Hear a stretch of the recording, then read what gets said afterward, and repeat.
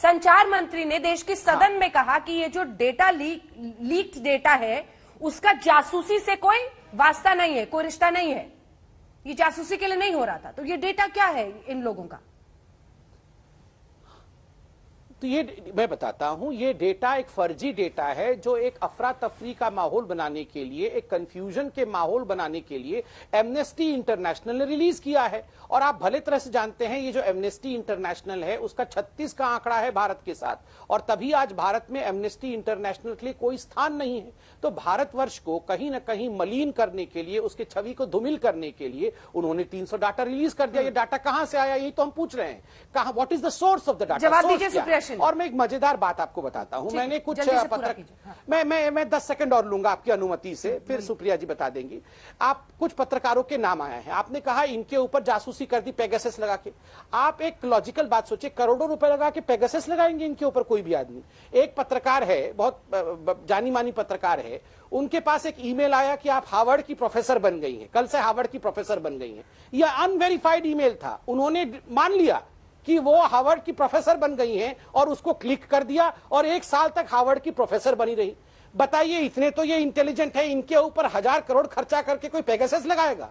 अरे इनके ऊपर तो ऐसे ही जासूसी हो जाएगी, कोई भी ऐरा गहरा नत्थु खेरा जासूसी कर देगा इनके ऊपर। तो ये बातें सब नत्थु खेरा वाली जासूसी कैसे होती है सर? क्या बोल रहे हैं?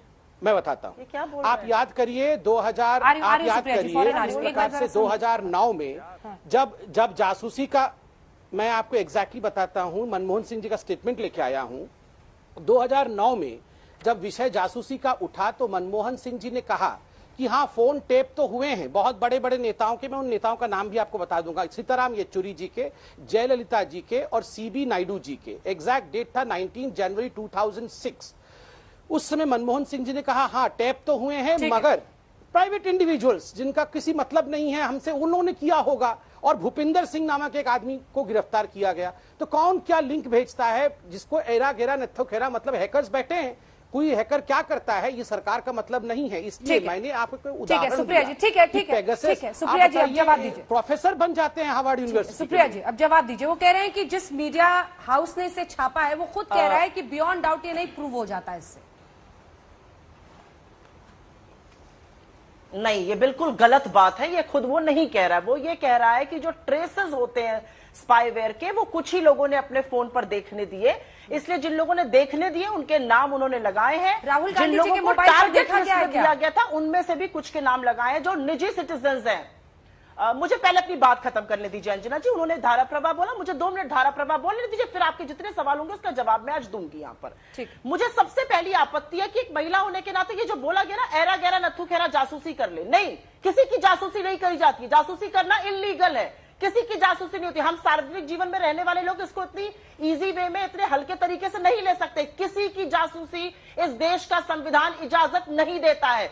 सबसे पहले तो मैं ये क्लियर करना चाहती हूं, ये भारत के खिलाफ कोई षड्यंत्र नहीं है। ये 45 देशों में 17 एजेंसीज ने मिलकर किया है, क्योंकि फॉरबिडन लिस्ट के पास ऐसा डेटा एनएसओ का आया था। एनएसओ ने पहले भी और अभी भी बार बार इंसिस्ट किया है कि वो किसी प्राइवेट इंडिविजुअल को नहीं बेचते हैं स्पाईवेयर। 50 के पैकेज में वो सिर्फ वेटेड गवर्नमेंट्स को, सॉवरेन्स को बेचते हैं।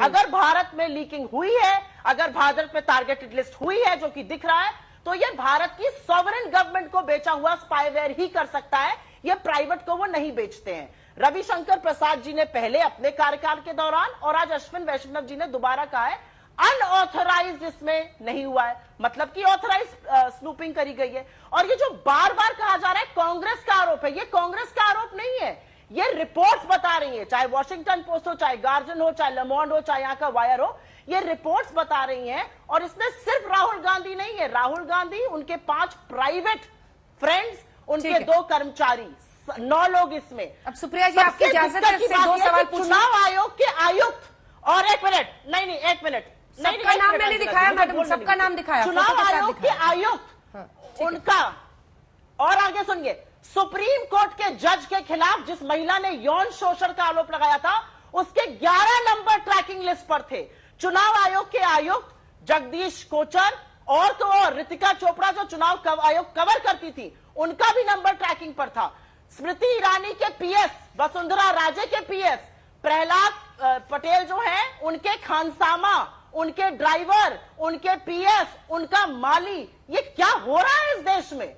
आप सोच सकती है। और मुझे सबसे बड़ी आपत्ति इस बात की अंजना जी कि ये स्पाईवेयर आपके कैमरे को हैक करता है। अगर किसी महिला का कैमरा हैक हुआ है और अगर उस महिला का कैमरा उसके पास उसकी किसी आपत्तिजनक जगह पर अगर वो अपने बेडरूम में है तो देखिए ये कैमरा क्या क्या कर सकता है। हमारे घर की बहू बेटियां आज प्रोफेशनल्स हैं, जर्नलिस्ट हैं, सार्वजनिक जीवन में ये कैमरा उनका क्या क्या देख सकता है। देखा टर्की के क्या डिटेल्स आए हैं,